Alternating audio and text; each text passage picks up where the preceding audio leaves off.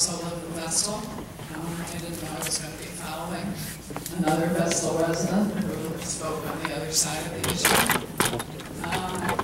I am very impressed that the town board would support the idea of a hearing, because in Vestal we've worked tirelessly for that, and as of yet it hasn't happened. So I'm here to support my friends who somehow were persuasive enough to make this happen.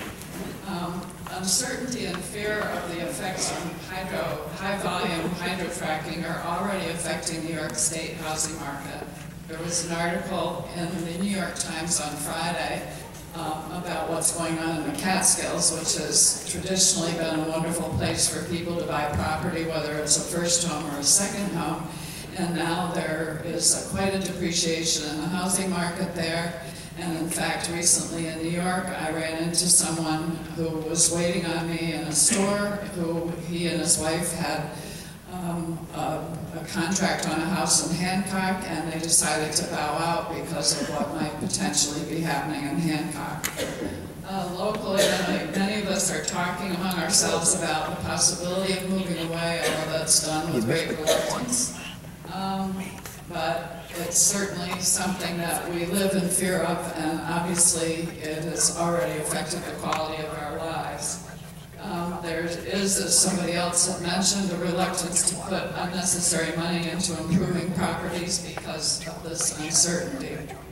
According to Greg May, the Vice President of Residential Mortgages at Tompkins County Trust, New York State mortgages are inclusive of mineral rights in that most of them are understood to go all the way down to the center of the earth and all the way up to the sky. A gas lease signed by homeowners who have a mortgage jeopardizes the mortgage's legality, and the bank has the right to cancel it.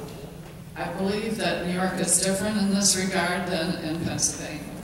If insurance is withdrawn on the basis of a gas lease, there is no mortgage without it.